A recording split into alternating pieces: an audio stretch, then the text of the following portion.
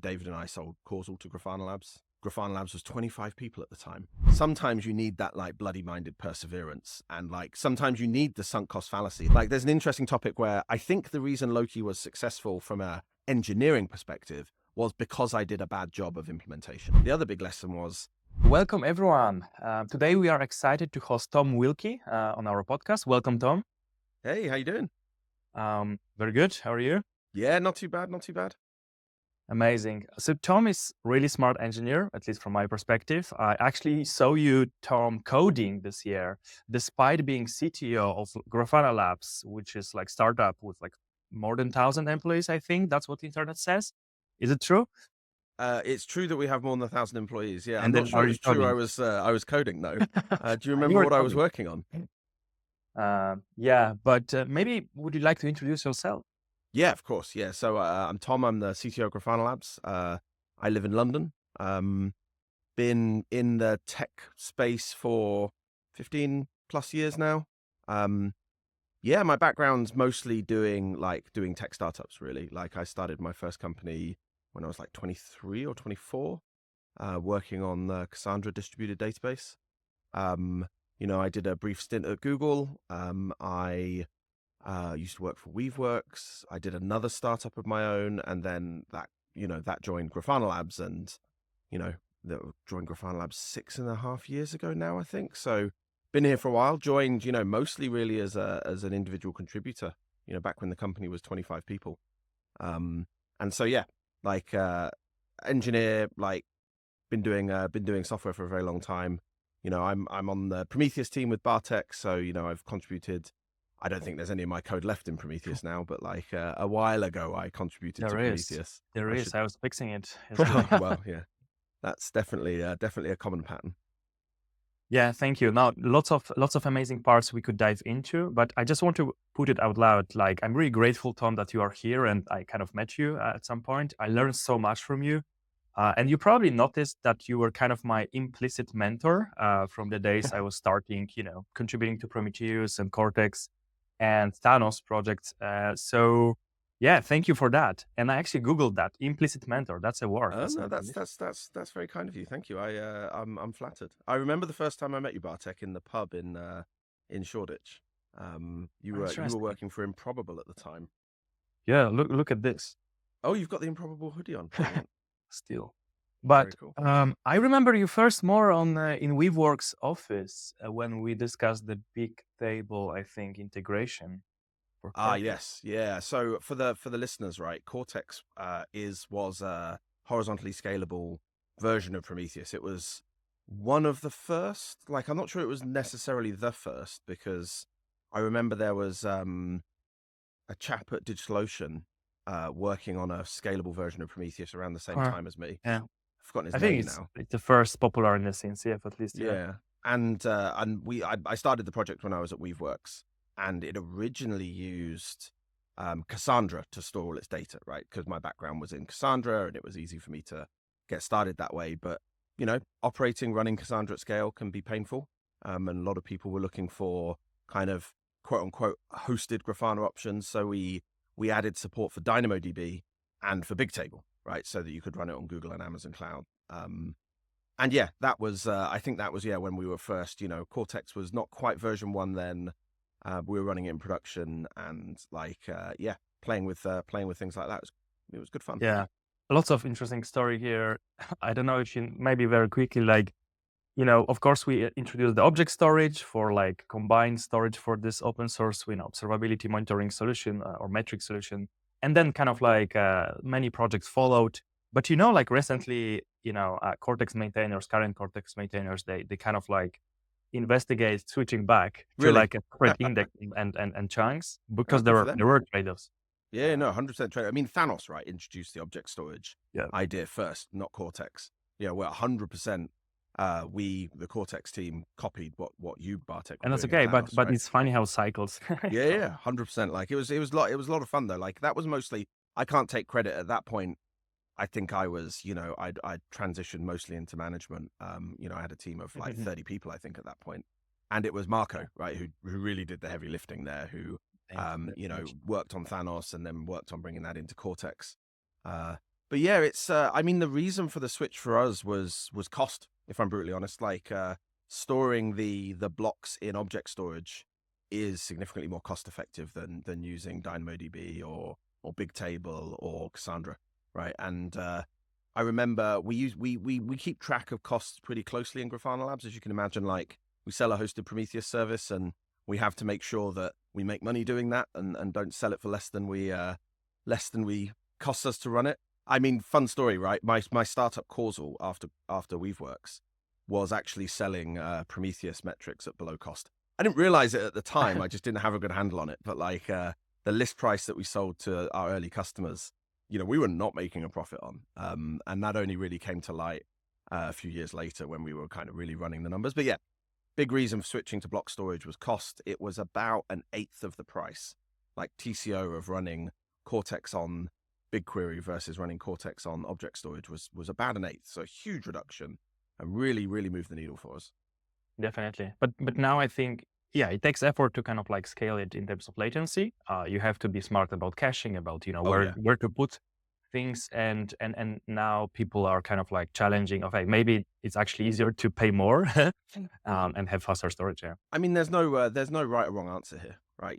There's Exactly. there's different trade-offs, right? We've found with the object storage side of things, generally, if you have to go to object storage to answer a user's query, you've already lost. Like, you've already it's already cost you too much to do that, right? So you want to get, and I don't know the stats off the top of my head, but I think 99% of queries to Grafana Cloud are hitting memory, right? Are hitting the storage gateways, are hitting the mem caches, are hitting some form of cache that isn't in the object storage, and that leaves the object storage and the pool of query workers really just to process the very long or very large queries that represent like a fraction of the queries sent to the cloud.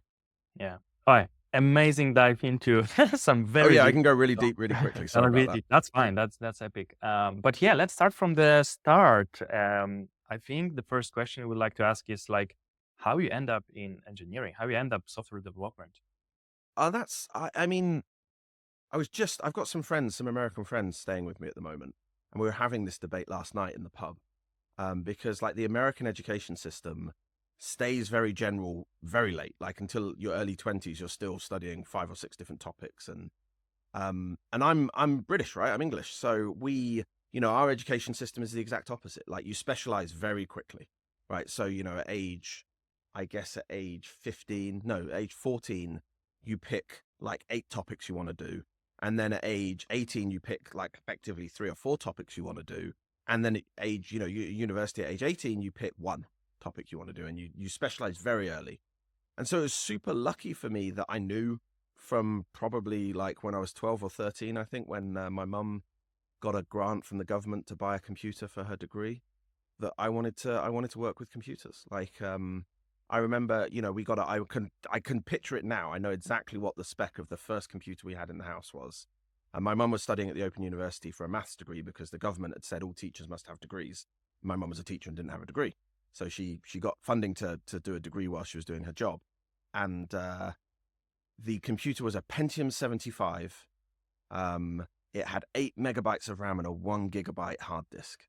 Like I remember it vividly, running Windows 95. And I started reading and learning about it, and I somehow got my hands on a copy of Visual Basic, and so started using Basic, and just, constantly broke this computer that my mum needed for her degree. Like it wouldn't boot. Like I was reinstalling from the wheel. It had a CD drive, so I was reinstalling Windows 95 from the CD, probably once a month because I'd completely balked the whole system. And that's how I really learned to at least use a computer. And then my parents basically said, "Tom, you got to stop breaking this computer."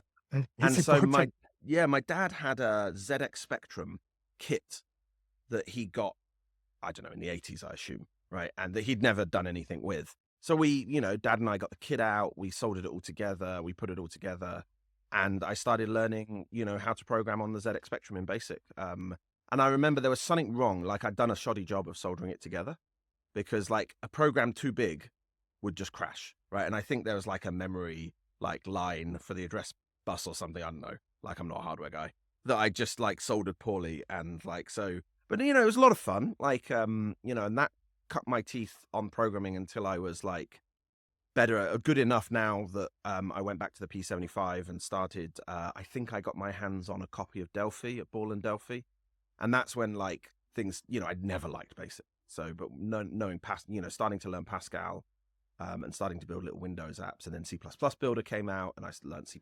And I remember my first project in C++ Builder was like a multi-threaded web server. I didn't know anything about locking or threading at that point, right? So it worked. I mean, I was literally like, just cutting up strings and writing them, but it worked, except for it would crash quite frequently. And yeah, that was, that takes me up to, I don't know, like maybe 13, 14. Until then, like, I started getting serious about it, started reading about it, started actually learning. My parents bought me a modem, so I could have like dial-up 14.4 internet access. And the minute you're on the internet, you can self-teach everything, right? So just started learning and discovering and reading and building applications. And you get, obviously in the teens, you get into building websites because you can get paid to do that, so, you used to get like 50 quid to build in Notepad, build a website at HTML and crappy CSS. And yeah, it took off from there. And I remember I was really lucky because my school didn't have like any computer science or IT on the curriculum at all. Like, but they had a computer room. And so I could spend some time in there and learn from other people.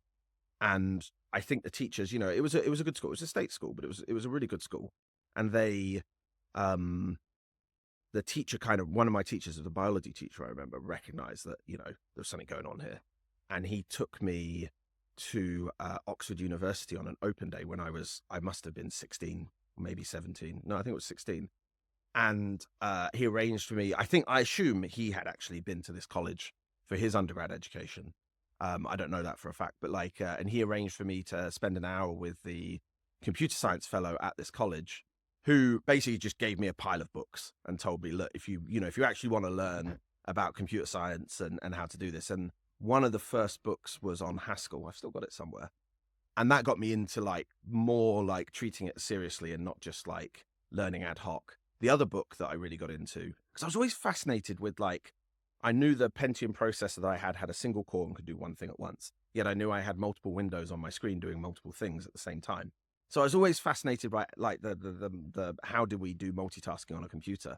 And so I remember like a formative book for me was the Tannenbaum book about OS design. I can't remember what it's called, but the one that Linus Torvalds read, and the one that became Minix, and then obviously he started Linux. And there, it was just from there, like I just self-taught and learned, and then I got good grades at school and went and studied computer science at university, and that's really where it took off, right? Because at that point I was a Windows and Mac guy, right? Like I didn't really live in the terminal until I got to university, and there's all these people, just have text on their screens, right? And not like UIs. And I'm like, oh, how does this work? And then I realized I was actually like behind the curve in a lot of ways, because like, the people I was sitting next to my age, had already like coded on the kernel and were just, in Vi and learned how, tool chains work and things like that. And so bit of a baptism of fire. I distinctly remember learning about tab completion in the terminal. I remember the chap who taught me, it was one of the lecturers at college. And he how do you not know this? He was like, teasing me almost about it. And it just, and it was just transformative. And I was super lucky from university because the college I went to, the director of studies, like the professor who was in charge of my studies, was the chap who started the Zen hypervisor, right? So a chap called Ian Pratt. And he was very kind to me and like, gave me loads of opportunities to get involved in a popular open source project. I mean, I didn't even know really what open source was at the time, right? But he got me a chance to like work on Zen. I was working in Python on the tools for Zen, on like the Zendy, it was called, like the daemon that was running that managed the VMs. And then after I graduated, I got a chance to join his startup to work on that Zen source. And that was, so wow, first job out of university was a startup. It was a tech startup that, sold for some ridiculous sum of money to Cisco. I mean, I didn't make any money out of it, but like, seeing that, that was how, the tech startup industry worked and how open source worked, and such a baptism of fire and such a great opportunity to have. meant, yeah, like it was natural that I was always going to be in open source. I was always going to do my own startups, and yeah, the die was really cast from then. And tell us a little bit about your first startup. Now you told us the origin story. We know why you would want to start a company, but like, how did you come up with the idea? What was your first startup doing? There's no good answer to that really. I picked we picked the people we wanted to work with.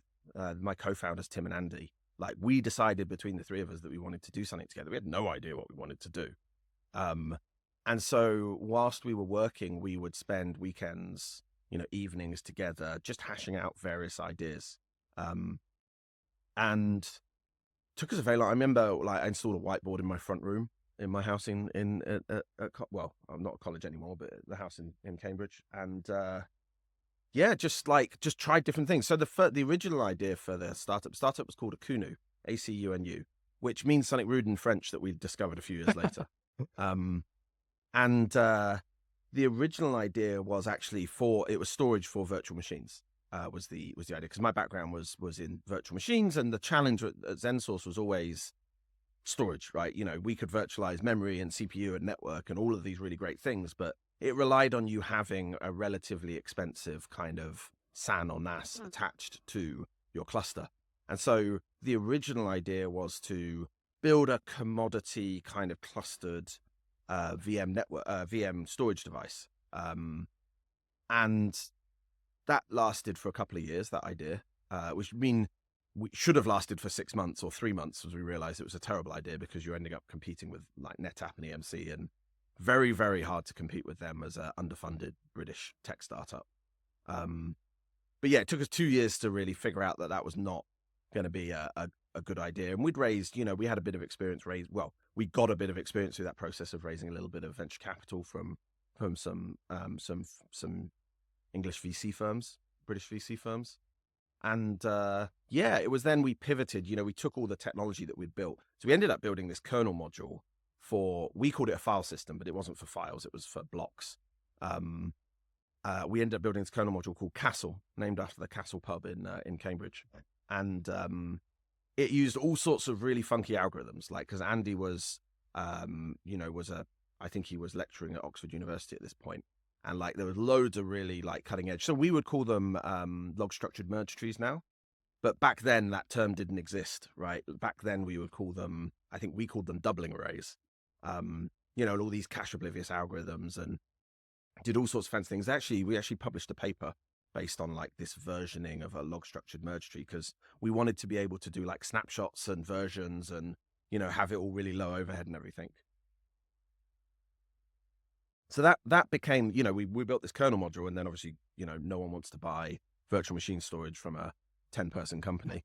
And so we pivoted, NoSQL became a thing that was happening. It was a trend, and big data and Hadoop and everything was starting to be a trend. So we're like, oh, let's take our technology. We had what was effectively a good indexing data structure written in C in the kernel that was very high performance.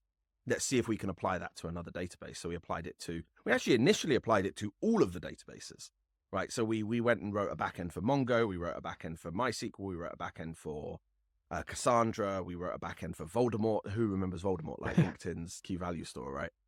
I mean, the list there was one for Memcache. The list was endless of these backends that we wrote.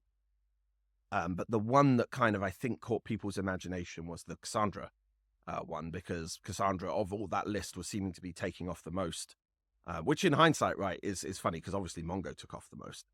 But yeah, like, Cassandra seems to be taking off the most. We landed like a handful of early customers on our enterprise version of Cassandra, which was Cassandra plus some management tools plus the storage engine. And of course, at the end of the day, the thing that was valuable in that company wasn't the storage engine. That got thrown away. It wasn't even the management tools. That also got thrown away. It was this demo. Effectively, it was a demo that we built on top of Cassandra, right? Because one of the things that we learned in the Acunu days, other than we move too slowly and like don't raise VC before you have like, an actual product, or at least like a decent idea and a bit of product market fit. The other big lesson was, I mean, by this point, we were like a 20, 30 person company, sitting in London, just north of Shoreditch, just north of Silicon Roundabout, and loving the life. Like, it was brilliant. It was loads of fun. But we didn't need, as a team, like our own Cassandra for anything. We had no big data. We had no need for this, right? And so we weren't dog fooding our own product, right? And therefore, like, understanding why customers did or didn't want certain things was kind of a really slow and painful process. Like, you had to talk to them, and they wouldn't, they don't necessarily tell you exactly what they think. They tell you what they want a faster horse, not a car type thing. So we looked for opportunities to dog food our product, and we did a lot of QA, right? Because we're building a storage system. So a huge QA effort went involved. And we ended up storing the results of the QA system in Cassandra, because that was the closest thing we had to big data. I mean, it could have fit in a MySQL database, but still. And we built an analysis system on our QA data that effectively kept like a materialized view of a load of aggregates. Like, Cassandra had this kind of incremental counter thing going on. And this QA system prototype demo-y stuff that we built, that got turned into a product that we called Akuno Analytics. It was like a real-time analytics thing that we plugged on top of Cassandra that would, you give it SQL queries and it would maintain like a materialized view of counters to allow you to answer those queries very, very quickly. And that was the thing that got people interested. And in particular got Apple interested. And so, I think by that point, the challenge was we'd raised too much money, we were too diluted, we'd pivoted too many times too slowly. And for me, at least personally, like, the spark had gone. And so I left the company for a job offer at Google. The company subsequently got sold. Which was nice, like, still got a little bit of money out of it, but I don't view it as a huge success. But a huge learning opportunity is the main thing I took away from Akuno. Like, we made a lot of mistakes. Like, the hard way we learned, like, don't build a product you don't need. Don't raise too much money too quickly. Don't get diluted. Also silly things like, we had a very, there were only 30 of us and we had like 3 layers of management. Like, everyone, in 30 people, everyone should just report to the CEO. Like, you don't need these overheads. And, the culture, we were in an in-office culture. So we had, like, everyone had to come into the office every day. Like, I think the younger version of myself didn't really trust people. And like, all of these horrible mistakes we made, right? And so it took me a good 5 or 6 years to have the energy and probably the maturity and the self-reflection to actually admit, like, all of those mistakes and to have another go at it with Causal and Grafana Labs. But yeah, I also, like, one of the things that happens as a startup founder is you're forced to become a manager, right? Like, someone's got to manage these people and you can't really delegate that away. So I became a manager at whatever, like 24, which is a terrible idea. At the time I just thought, well, I'll wing it, whatever, it'll be fine. And then when I went and worked for Google, I was a site reliability manager for the Google Analytics team. And Google has incredible internal training. They call it G-Learn, right? Where, and so I got on these residential courses on management and so on. And I love learning, right? So I'm like, yeah, sign me up for absolutely everything. I remember one of my favorite courses was the barista training course. And I just made myself a flat white with latte art this morning because I still love that kind of thing. But yeah, the management training at Google, opened my eyes to how terrible a manager I was. Like, and I'm like, oh man, like, I've made every mistake that this course is listing. And in general, like, the startup had sold. I didn't enjoy my time as a middle manager at Google very much, to be honest. Like, Google's a fantastic company and I would 100% go back and be an IC there. I think it's a brilliant place to work, but I was not enjoying the role as a site reliability manager. I'm not an ops person. And so I left Google and took a year out, like, learned to brew beer and got into 3D printing and, got into, everything, you name it. Like, and it was then that I was ready, okay, I've learned, I know what I want to do. I knew I didn't want to be a manager. I knew I wanted to be a software engineer. I knew I wanted to build tools for other software engineers. I wanted to dog food them. I wanted to work on open source. I like working for startups. Like, I then, developed a set of pretty strong opinions about what I wanted to do with the rest of my career and life, which was fun. Nice. Let's pause a bit because it's already a lot of probably questions to ask here. I mean, such an amazing story. And I mean, it sounds like it's also learning opportunities to learn all those databases on the way, right? Because you had to integrate with them. I mean, the hilarious thing was I didn't want to be, university, if you ask the like 18, 19-year-old version of me, I did not want to be a distributed systems person. Like I didn't really care for networks and that kind of thing. I didn't want to be a database person, right? Like Cambridge University had a really good distributed systems and database team, and I wasn't in it, right? And I didn't want to be in it. I was in the OS side of things, like the virtualization and kernels and this kind of stuff. And that's what I thought I wanted to do. But actually, like on reflection, all the hard problems with operating systems have been solved, I think, pretty much. And all the virtualization stuff we were doing had been invented by IBM in the 50s anyway. So actually the more interesting stuff was happening in the databases and distributed system side of things. And I very quickly, through Akunu and obviously then Google runs huge distributed systems, very quickly learned that's where the exciting and challenging problems are. And that's where I got, interested. And honestly, I still firmly believe that as an engineer, a large part of your motivation is just interest. It's not money, it's not power. It's just is this an exciting and interesting problem for me to solve, right? And exactly, I wanted to ask about this. Your story, especially from the technical perspective, it sounds like a dream for software engineer. Oh my God, I touched this backend, this scalable algorithms and data structures. And I wonder, in those 3 years, that was your life in a sense of that was your day-to-day basis. You were coding, you were kind of researching, you were running, you were scaling, testing, or how much you have actually focused on the things that entrepreneurs kind of talk about daily. Is leads. I will go to conference and I can try to talk to somebody who could I could sell to. How much did you manage to kind of offload that to some other people, or you were actually doing this, but do you like it? Do you mean now in my role in Grafana Labs? No. I would say in the past, yeah. Yeah, so I used to be, at Akunu and at Google. So Akunu, I was that was not my problem, right? Not my job. And that's a terrible attitude to have, right? You 100% should not have that attitude. And that was one of the reasons I don't think the company was as successful as it could have been. But at Google, I was a manager, right? I had performance reviews and all that stuff to do. And I didn't really get to do any interesting technical. I was in the room when a lot of very interesting technical stuff happened and was envious, to be brutally honest, of the engineers that got to do it, right? That's why after Google, I went back to being an IC, because I realized that was the thing I really, enjoyed. And at Google, in the SRE role, I was so abstracted away from customers and the business side of things. I also realized I missed that from Akunu days, right? I do want to know how the sausage is made, right? And it is exciting to actually have your software meet real use cases, and all of your great, vision and idea and designs all completely crumble when that happens and the customer wants something completely different, right? So I wanted, I was excited when I joined Weaveworks because that seemed like the perfect role. Small startup. I think I was number 7 at Weaveworks.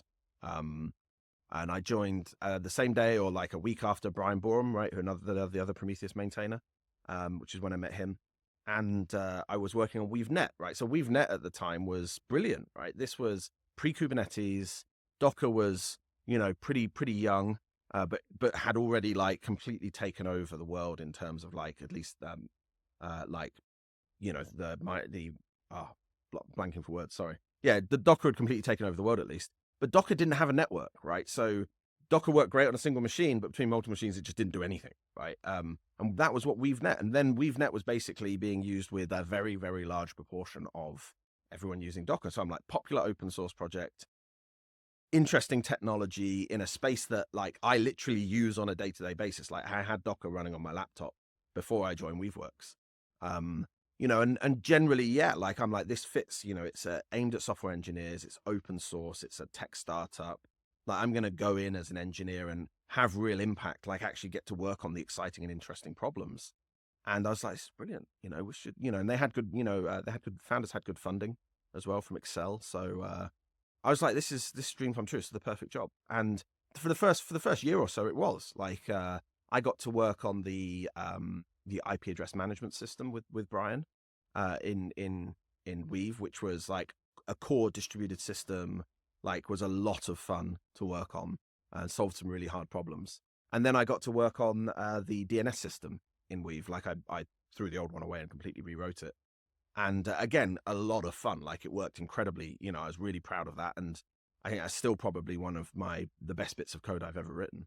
But then Docker bought Socket Plane, I think they were called, which was another competing Docker network. And almost overnight, I mean, in hindsight, overnight, We've stopped being a popular open source project and stopped being the future. Docker just bundled their own network, and, Weaveworks, we had to find something else to do, right? Because doing a Docker network was never going to be a viable business then, which was a real shame. Like, that's when I started looking into observability, and still wanted to do developer tools. I worked briefly on a thing called Weavescope, which was this kind of visualization. Like, it would monitor all the network connections and then visualize the architecture of your application. It demoed very well, and was used a lot in presentations and at booths at KubeCon, but it was never particularly useful, in my opinion, to be brutally honest. But as part of putting Weavescope, we built a SaaS version of Weavescope, so a big scalable multi-tenant version of Weavescope, which was, I remember it being like a 3-month project, and it was fantastic because I basically, took every component of Weavescope, broke this monolith down into microservices, and then scaled them all in different ways. That was a lot of fun with a tiny little team. Like, we just did it all. We ran it on Kubernetes. We monitored it with Prometheus, right? And instrumented Weavescope with Prometheus because obviously ex-Google, so I was looking for, Kubernetes is the Borg, what Prometheus is the Borgmon. Similarities, yeah. Yeah, and that was when I got introduced to Prometheus, right? This was I don't think Prometheus had Kubernetes service discovery at this point. Like, I think the Prometheus data source in Grafana had only just been added, right? And so it was pretty cutting edge. And I was like, oh, this Prometheus thing, Scope's not useful, but this Prometheus thing is useful. This got me insight into the behavior of my application beyond any other tool I could. And the language was not, Borgmon's language, obviously very similar to Prometheus, but has a lot of warts on it and a lot of legacy. Prometheus was just, to me, a better, cleaner, simpler version of Borgmon. And it just really clicked all of a sudden. And I'm like, okay, when I worked on Scope for 6 months, and well, maybe more than that, actually, it might have been a year, and just decided, yeah, this is not for me. And so I went to the founders and said, I want to build a scalable version of this Prometheus thing. And that's when I met Julius. So Julius came and consulted for Weaveworks as well, and he and I started Cortex together. I think Julius worked on it for 6 months, a year. But yeah, and then Cortex, I think I remember going to the first Prometheus Dev Summit where I kind of gave a talk on Cortex, and then Bjorn invited me to join the Prometheus team, and I did the Prometheus Remote Write work, and it all kind of snowballed from there, right? At that point, I don't think, in my own opinion, right, I don't think Weaveworks really ever recovered from Socket Plane being bought by Docker. They went on to do that Flux work, which seemed to capture people's imagination more. But yeah, for me, Weaveworks was done. So I left, and I wanted to repeat what I'd done with Cortex, build a scalable version of Prometheus. I wanted to do that for logging. So I'd used Elastic in the past for logging, and thought it was fantastic. Really enjoyed. Well, sorry, I thought the idea of logs and metrics was fantastic, and we arranged to have the same labels in our Prometheus that we had in our Elastic, but Elastic was a pain, and I really don't like the JVM. I'm allowed to have opinions, right? And so I wanted and I was really enjoying working in Go, and I really enjoyed it, Kubernetes and Prometheus and Go and all of this ecosystem we were in. And so I thought, let's build a Prometheus inspired log aggregation system in Go, right? And I mean, at the time it wasn't called Loki. At the time, I can't even remember what it was called. Was it called Tempo? Was it called, I forget, it was called something else. But yeah, started a project and a company around Loki, and was having a lot of fun doing that with David. We launched the company Causal at PromCon. You probably remember that, Bartek, right? We launched at PromCon in Munich. But everyone I spoke to just wanted this Prometheus thing, which was hilarious, right? I was trying to sell a prototype for Prometheus-inspired logs, and they were like, yeah, but can you just help us with this Prometheus thing? And it was just really obvious. I think we were only running Causal for 9 months, and it was just really obvious the market was for Prometheus, and the customers wanted Prometheus, and I wasn't going to succeed in the Loki thing, at least in the timescales that I needed to. And so we started, we started helping, one or two customers with Cortex, and then, eventually that got, that raised the interest of Grafana Labs. And so I knew Carl, right? Carl at Grafana Labs used to turn up to the Prometheus conference.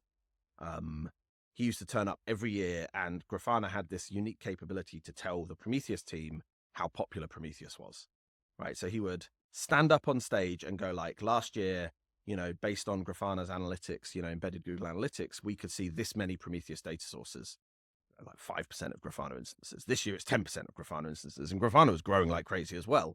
And then the year after it was 20%, and the year after it was 40%, and now it's basically 100%. Can I ask why Carl was doing this? What was the motivation of Grafana of standing on the scene? And yeah, it's a really good question, right? Like, Grafana takes a different approach to open source. But open source for me was always almost a means to an end up to this point, right? I enjoyed working on open source. I liked being able to work on the same project, in multiple companies, and I liked being able to collaborate and read the source code of the things I used. But I hadn't really given enough thought to like almost the business model behind open source and what that meant for a business.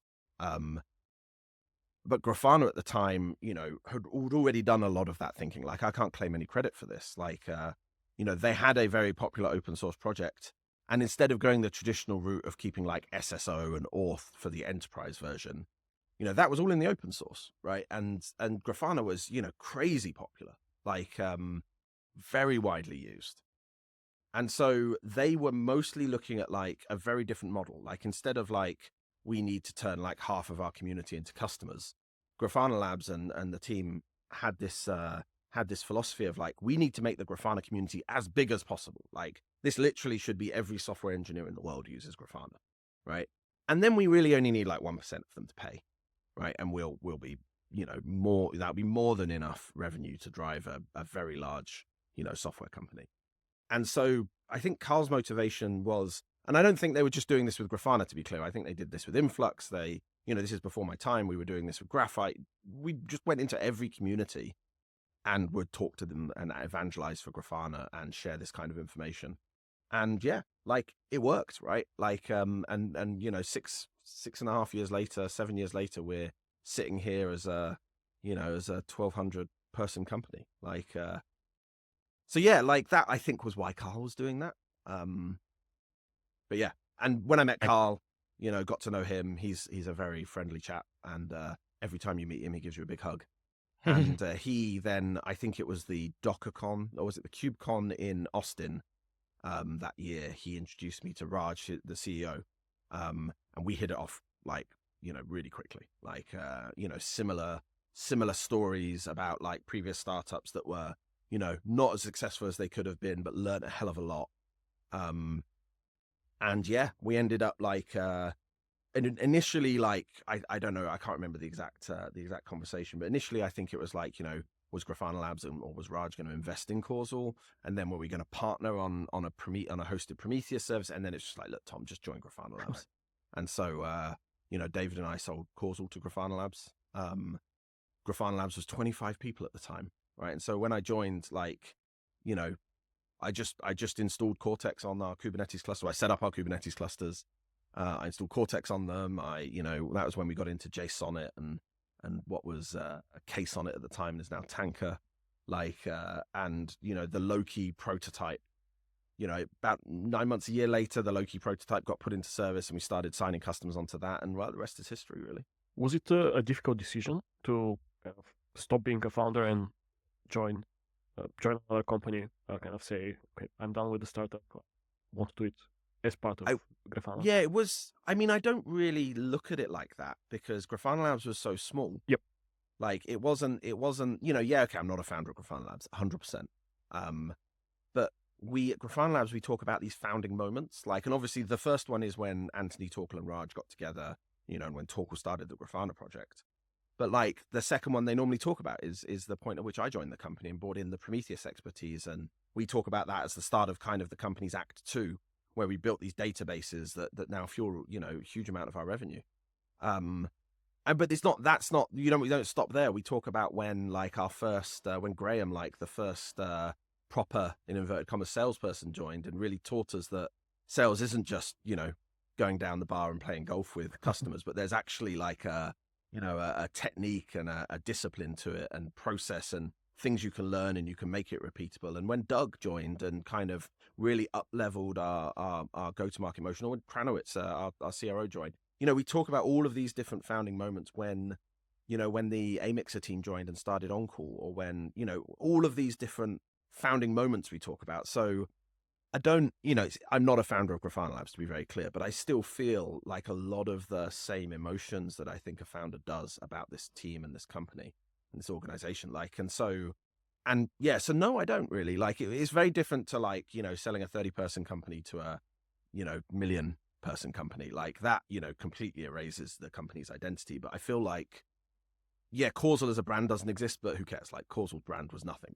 But the idea and the vision and the work we were doing at Causal completely exists and defines the second act for Grafana Labs. Yep, definitely makes sense. So, you joined as a VP of product, or was there a title even when you were only like 25 people?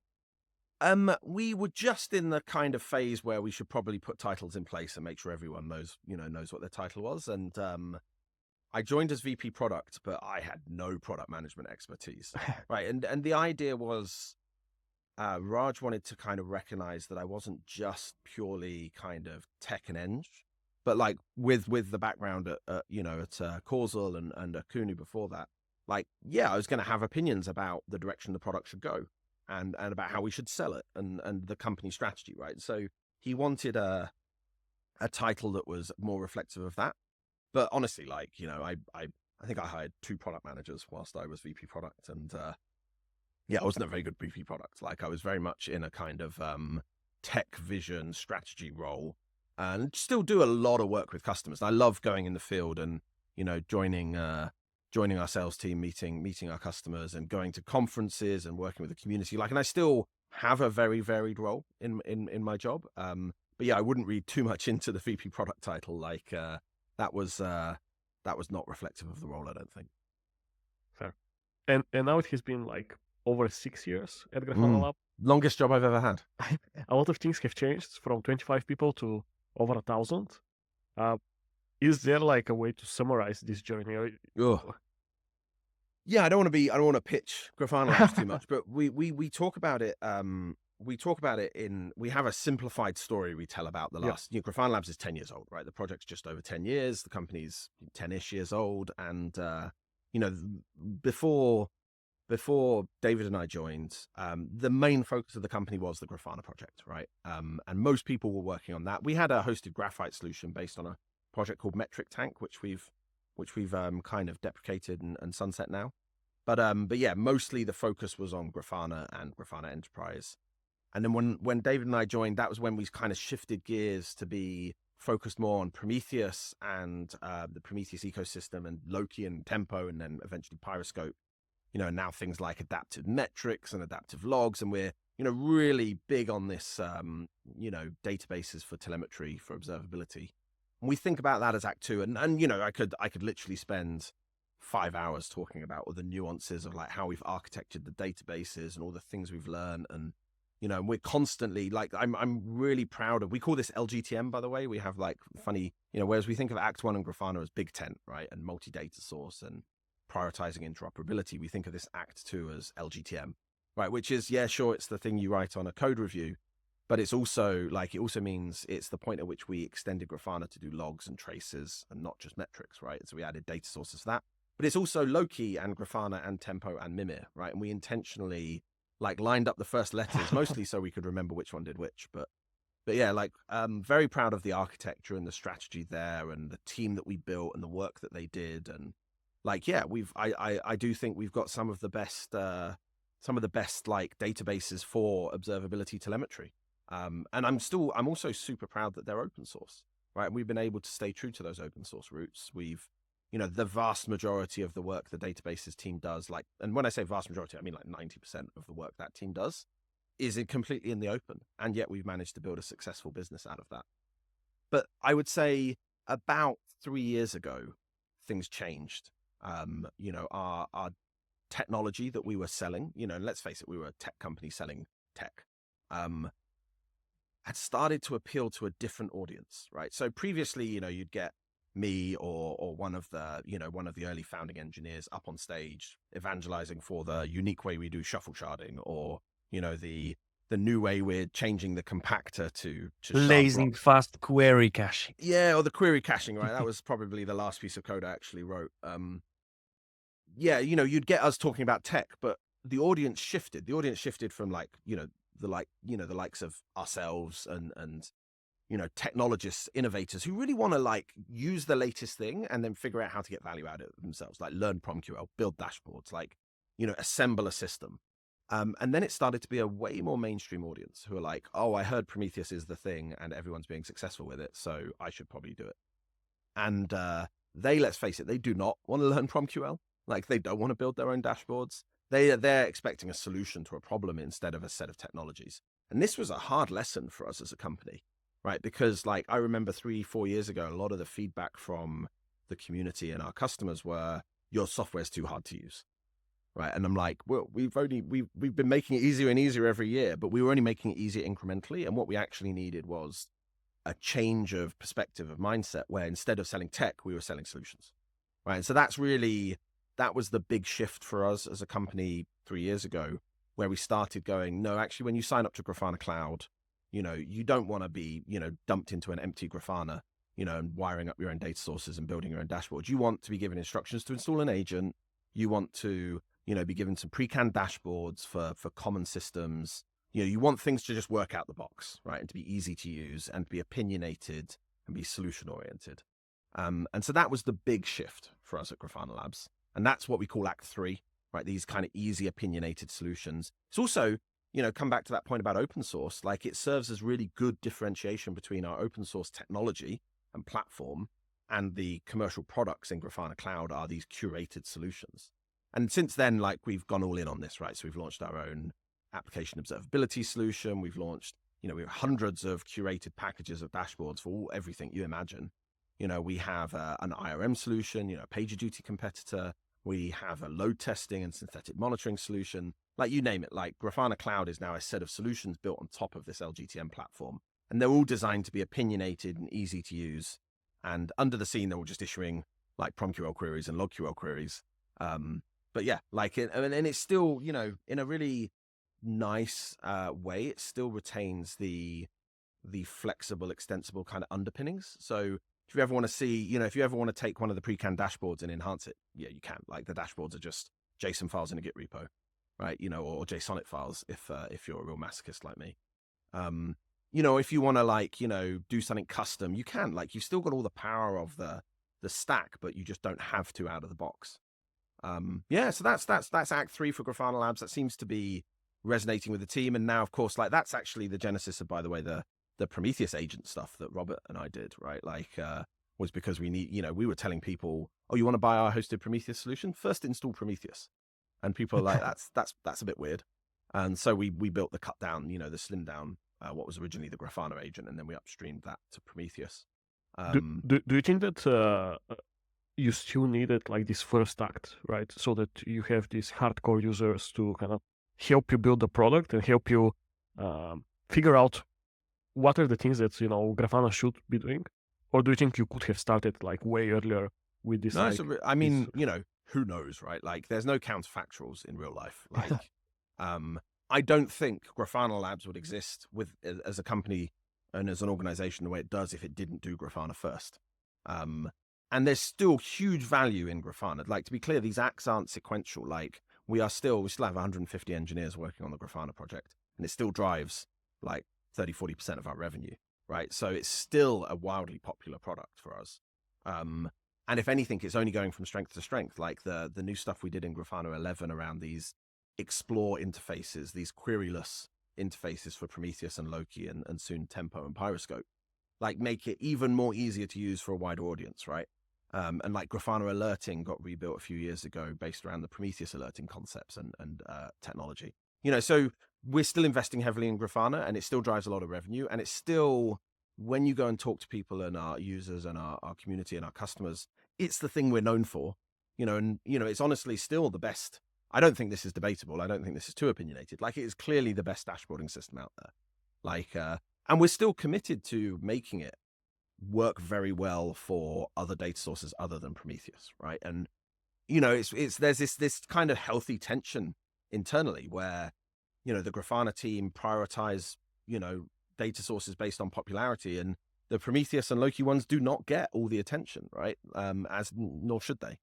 But then obviously Act 2 is different, and still something we're investing heavily in, another 150 plus engineers working on our databases, and Act 3 is different as well. And they can have, this structure we've got, this kind of story we tell ourselves, like, helps us have different, sometimes competing priorities for different teams, and yet all kind of see how it fits into the big picture. Yeah, beautiful. I will say on that note, there's a really interesting kind of thought experiment on that. Do we really need this? Because there's a breed of observability startup coming out at the moment. And they are putting everything in ClickHouse, right? Putting everything in big columnar store, standardizing on the open telemetry schema and the open telemetry collector, and then putting all of their R&D effort into building an experience on top of that. And that's my view, is the like skip Act 1 and 2 and just go straight to Act 3. And they are very impressive technology and startups, and they get very far very quickly, right? And they can have something that compete with our stack, in a matter of like less than a year. And that worries me, but there's nothing I can do about that, right? We've already spent that money and that cost, and we've already done that investment. And it's not like just getting rid of all of them and moving to a columnar store would actually work for us. But I feel like the people that are building on ClickHouse for observability get very far very quickly. Like, they go 0 to 60. I'm a car guy, right? They go 0 to 60 very quickly, much faster than we did, right? It took us 6-7 years to get to 60 mile an hour. It takes them a year, right?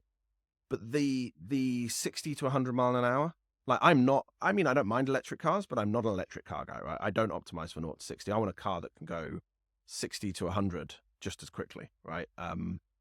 And I feel like you run out of steam if you don't, for instance, have that deep database expertise in your company, right? If another thing about these columnar stores is their query costs, scale linearly with the size of the data, right? And they're very fast and great to query, but you end up being dominated by these query costs at massive scale at 100 mile an hour. And I do feel like you end up, putting caches, right? And those caches end up looking a lot like a time series database. And I'm like, oh, okay, well, you kind of end up backing yourself into a very similar set of technology and architectural decisions that we have anyway. And so, do I wish we'd done things differently? I mean, there are millions of things I wish we'd done differently throughout every day, every decision. But no, I don't. I think we're in a good place, and I think it's like Stonebreaker or someone who says, like, all databases converge to be basically the same thing anyway, right? Like, with long enough time, and I said earlier, right, all technology was invented by IBM 50 years ago anyway. So Wow. From the big perspective from your story, like, two things I'm curious about. Like, sounds like you are definitely passionate about what you do. So there are kind of moments where you had to pivot because there is some trend going on, and that could give you more value essentially if you would pivot, right? To like from logging to Prometheus first, from virtualization to like a storage system, whatever. Or I think you switch to something else. But two questions first. Like, first of all, like, when you feel like it's time to pivot and you kind of like drop the initial idea, like what is the signal that you're waiting for to switch? If there's anything they could kind of like formalize. And second thing, have you ever had this feeling of like, this, how you fight against this friction of yourself? Like, I don't want to drop this baby. I actually love it. I don't like it. I don't like this new trend. You clearly fight it off, or you don't have this problem. Can you share more insights on that? Yeah, there's, I think like tech startups are almost fetishized in like, in our space, right? Like, and you've got to have the leanest possible startup, and you've got to pivot as quickly as possible. And like, I'm not that person, right? Like, when you look at the history of my career, at least, I don't actually look at these as particularly large pivots, right? It's a series of very small decisions that add up over time. And yeah, you spend an hour telling a 15-year story. It looks like a series of very large pivots, but the reality is at the time, none of them were, right? At the time, the switch from virtual machine storage to Cassandra was one guy in the company built a prototype to do that, and it slowly built steam, right? It was never a big group of people sat down and made the decision to throw everything away and start from scratch, right? Yeah. You look at the multi-act story I told about Grafana, and the reality was the lines between these acts are super blurry, right? And it is just a story, right? It's a gross simplification that makes it make sense. But the reality is, like, I didn't mention graphite and metric tank in the story, the fact that the agent actually was started 4 or 5 years ago, not 3 years ago, right? Each one of these blurs into the other.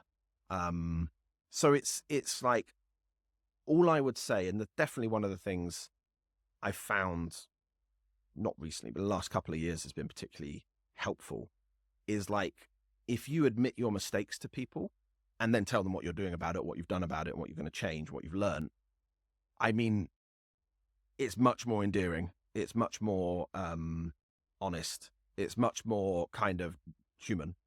And so that's the kind of, all my stories are now built around the mistakes I made and what I learned from them, right? And once you start to realize, I think, a young version of Tom was criticized for never saying he was wrong.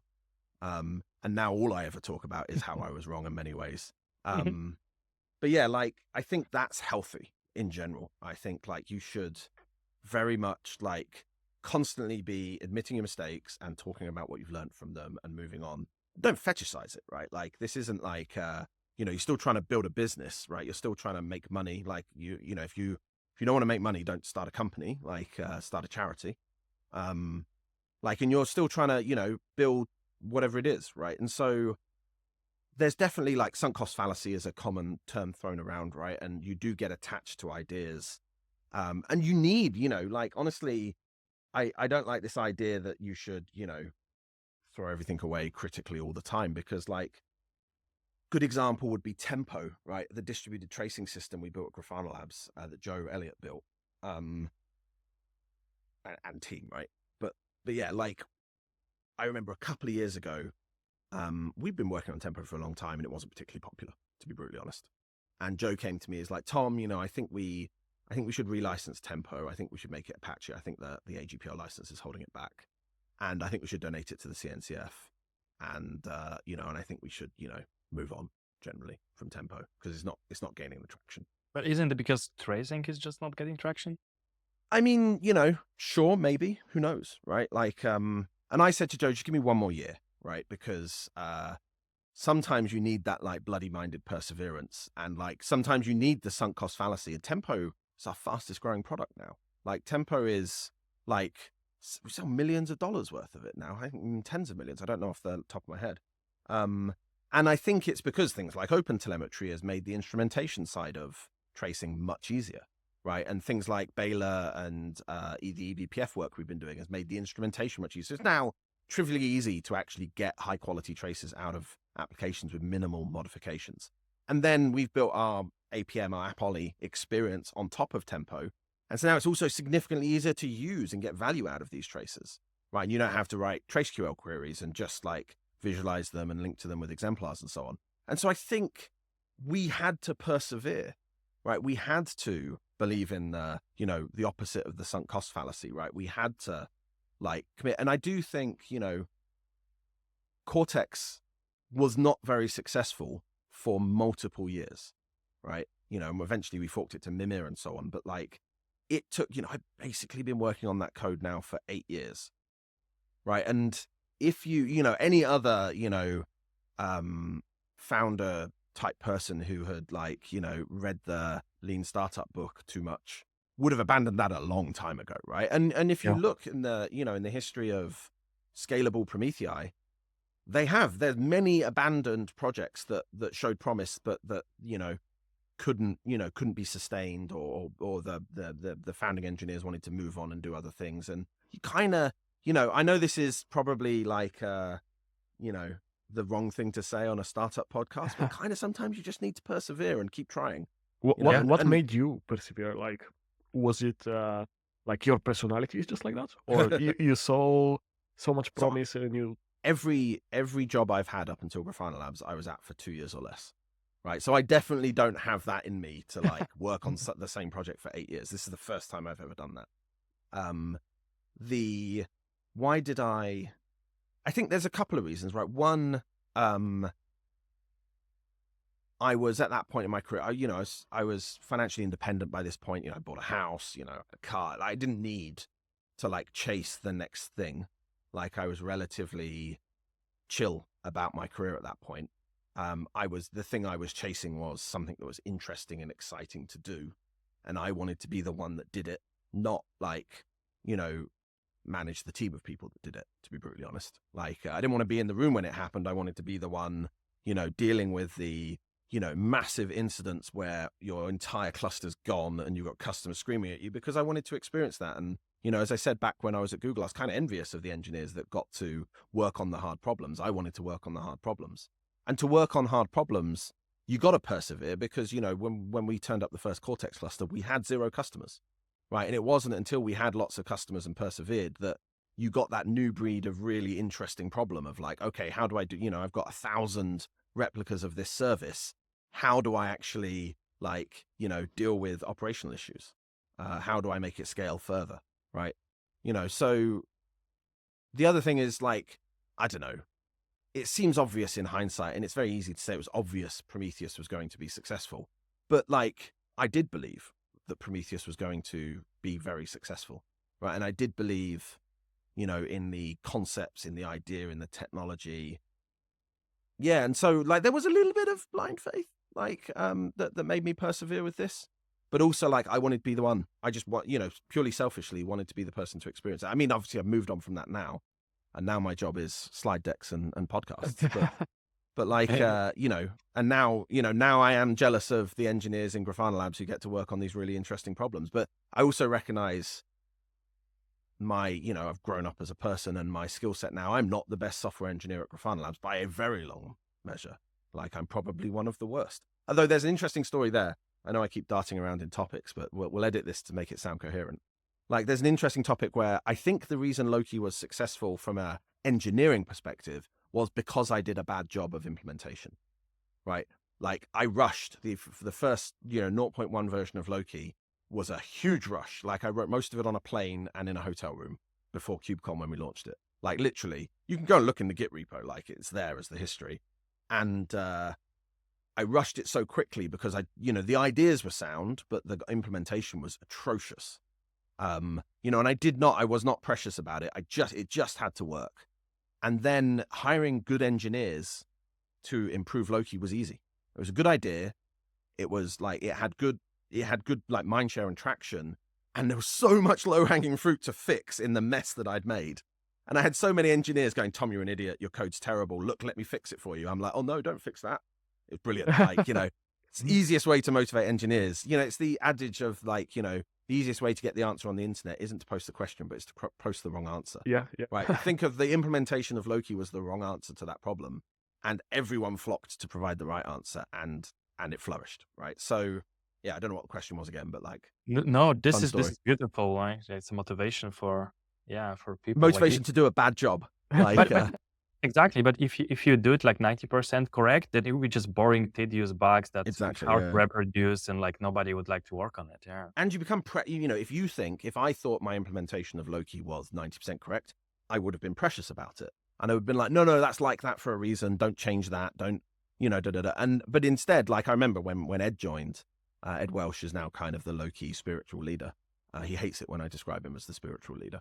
But yeah, like, when Ed joined, I was not precious. I'm like, Ed, throw it all away, like, burn it down and re-implement it. And he did, like, and the team did, and they did a fantastic job. And Owen and Cyril and the early team around Loki did an amazing job of making Loki what it is today. Like, and I feel almost embarrassed to say that I wrote the first version, or I started the Loki project, because none of my code exists anymore.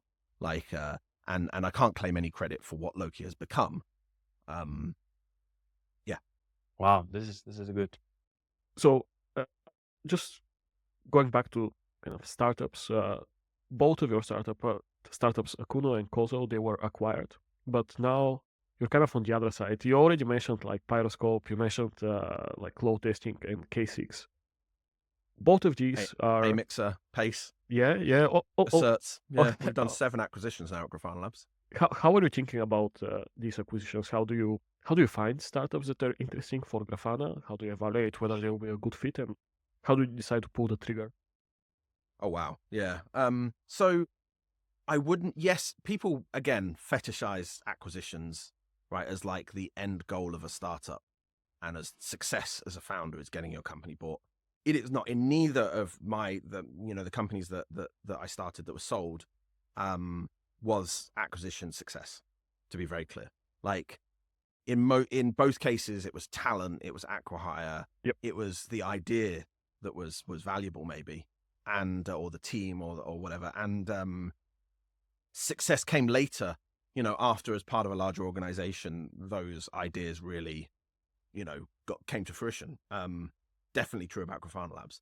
And honestly, like our M&A kind of philosophy, for want of a better term, at Grafana Labs is the same. Like we're not, I don't want to buy a company where they're going to view joining Grafana Labs as the mission and the goal and success, right? Like I want to work. I love working with other founders. Like I love working with those people, and it's going to sound really pretentious, but that intersection of, tech and business and tech, that art of the possible, that's what excites me, right? Get an engineer who's capable of implementing a solution to a problem, like, and understanding the customer and interacting with the customer and understanding the problem from that level. That's brilliant. That's what I'm passionate about. And I think that's what we have in the companies that we bought or that joined Grafana Labs, right? I don't like to say we bought them, right? Like I much prefer to say like they joined Grafana Labs,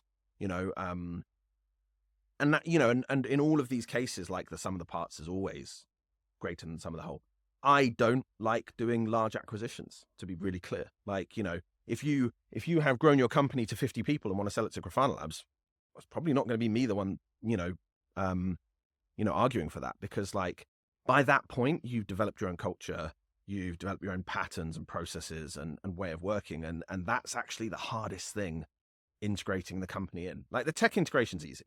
With every single one of these acquisitions, the tech integration's gone very quickly.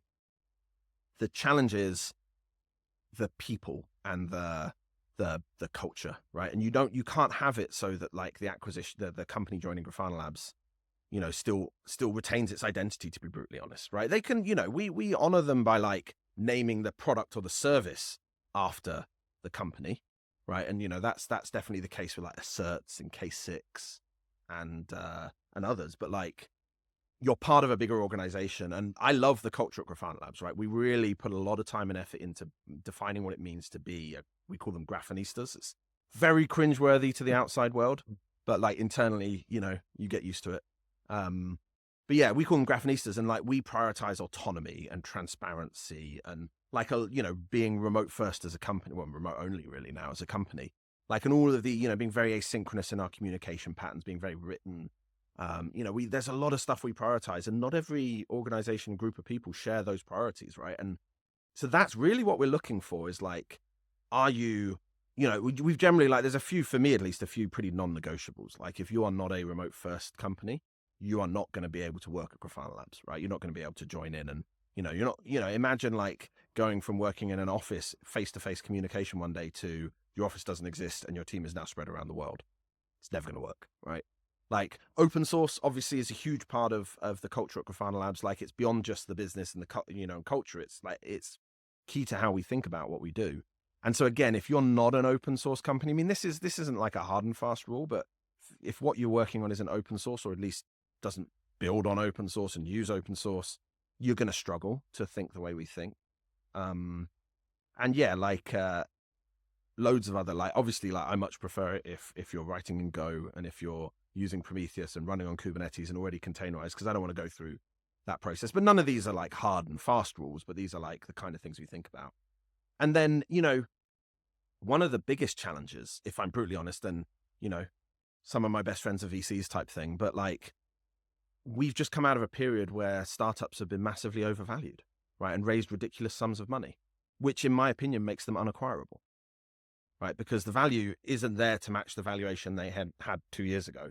right? And you're never going to do a down round, right? So yeah, like a lot of, if you're a company with, a huge previous valuation and have raised a huge amount of money, and your cap table's a mess and you don't really have significant revenue to speak of, like, yeah, like I don't know what your future holds, I'm afraid. I'm sorry about that, but like I'm probably not going to be able to like join Grafana Lab. Maybe, but maybe not, right? Fair. I think this makes a lot of sense. Well, Tom, I know we are a little bit over time, but it was super interesting. Finish on that positive note. Yeah, it was a super interesting conversation. I personally learned a lot. I'm sure our listeners will learn a lot as well. I have one final question for you. Please. Where can people follow you, and where can people find more about Grafana Labs and what you guys are doing? I mean, I'm on Twitter. I'm Tom_Wilkie on Twitter. I'm not as active as I used to be, but like I still post pictures of my latte art on there and the pizzas I make. Like I'm on, where else am I? I'm on LinkedIn, obviously. Like, if you want to see my CV or something, that's where it is. But no, like, just like we do a lot of community events at Grafana Labs. So I go to like probably 5 or 6 conferences a year. So all the usual ones, like I'm trying to get to SRECon in Dublin. I'll be at KubeCon, trying to get to the KubeCon in India as well. That'd be exciting. And so come find me at one of the Grafana Labs booths at one of our events, or the meetups in London, or, anything like that. And if you want to find out more about Grafana Labs, like our conferences are probably the best place. Like, so we're running we're running Observability Con in New York in November. I think tickets have just gone on sale for that. I'll be there. I'll be doing the keynote. And yeah, like, and then hanging around talking to people. But yeah, like, or come to, we have webinars. We have literally, go to the events calendar on our website and there is something happening almost every day. Like, we're at that scale now, which is so exciting. So yeah, like, come and have a chat. Awesome. Thanks, Tom. Thank you so much, Ivan. Good to Thank see you you again, so Bartek. much. Yeah, thank you.